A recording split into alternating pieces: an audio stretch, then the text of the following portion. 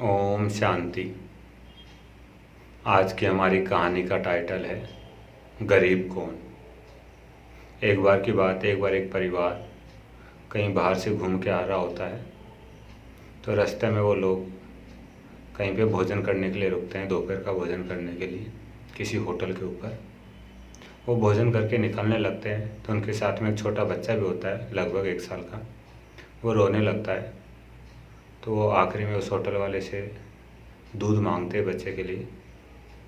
Hotel वाला उनको दूध तो दे देता है, लेकिन थोड़े से दूध के वो उनसे 15 रुपये ले लेता है, जबकि उन्होंने उसको भोजन के 1000-2000 रुपये का बिल भी पे किया। लेकिन फिर भी वो खुशी खुशी से उसको पैसा दे करके वहाँ से रवाना हो जाते हैं और अपनी आगे की यात्रा पर चलते रहते हैं। रास्ता थोड़ा लंबा था।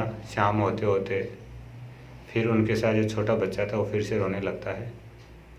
तो फिर वो सोचते हैं कहीं से बच्चे के लिए दूध दे लेते हैं, लेकिन रास्ते में उनको कहीं होटल नज़र नहीं आती। एक छोटा सा ढाबा नज़र आता है। वो उस ढाबे वाले के पास जाते हैं और बोलते हैं हमें थोड़ा दूध चाहिए। ढाबे वाला बोलता है कि मैं दूध नहीं बेचता हूँ, मेरा तो छोटा सा ढाबा है जहाँ पे मैं केवल चाय पानी की व्यवस्था करता हूँ। तो वो लोग उसको बोलते हैं कि हमारे साथ एक छोटा बच्चा है और उस छोटे बच्चे के लिए हमें दूध की आवश्यकता है।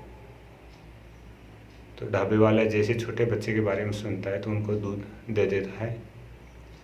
वो लोग उसको पूछते हैं कितना पैसा देना है। तो ढाबे वाला उनको बोलता है कि साहब मैं दूध बेचता नहीं हूँ, ये तो मैं अपने चाय पानी के लिए रखता हूँ। फिर भी आपने बच्चे का नाम लिया तो मैंने आपको दे दिया, इसलिए इसके पैसे नहीं लूँगा। वो लोग काफ़ी जिद करते हैं, लेकिन ढाबे वाला बोलता है कि मैं बच्चे के लिए दूध जो दिया है उसके पैसे नहीं लूँगा। तो आखिर में वो ढाबे वाले का धन्यवाद करके वहाँ से रवाना हो जाते हैं। लेकिन रास्ते के अंदर उनका विचार चलता है कि वास्तव में गरीब कौन। वो होटल वाला जो लाखों की होटल लेके बैठा है और जिसको हमने हज़ारों रुपये का भोजन का बिल भी दिया, लेकिन फिर भी उसने आखिर में 15 रुपये दूध के ले लिए। या फिर ये गरीब ढाबे वाला जिसके पास उतनी दूध की व्यवस्था भी नहीं थी, केवल अपना चाय पानी का छोटा सा ढाबा चलाता था, लेकिन जैसे बच्चे का नाम सुना उसने दूध की व्यवस्था कर दी और दूध के पैसे भी नहीं लिए। जिद करने के बाद में भी उसने कहा कि मैं पैसे नहीं लूँगा। तो ऐसे उन लोगों का अंदर में विचार चल रहा था कि गरीब कौन है।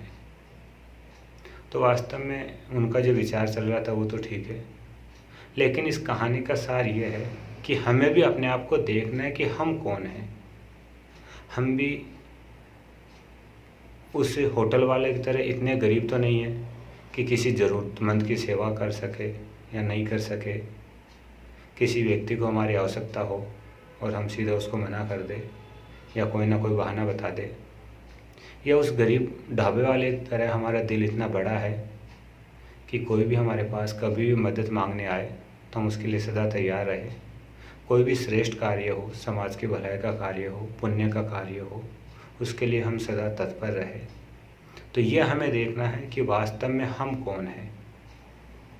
हम अपने गुणों से, अपने व्यवहार से गरीब है या अपने दिल से, अपने गुणों से, व्यवहार से, दूसरों को मदद करने की भावना से हमारा दिल, विशाल दिल, उस ढाबे वाले की तरह बड़ा दिल है। ये जांच हमें करनी है। और यदि हमारा दिल कमज़ोर है तो आज से हमें संकल्प करना है कि हमें अपने दिल को इतना महान, इतना विशाल बनाना है।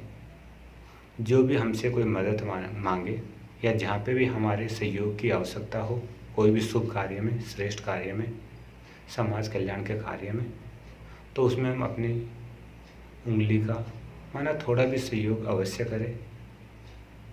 और यही वास्तव में हमारा इस समाज में रहने का, इस मनुष्य जीवन में जीने का उद्देश्य है। यही इसका सार है।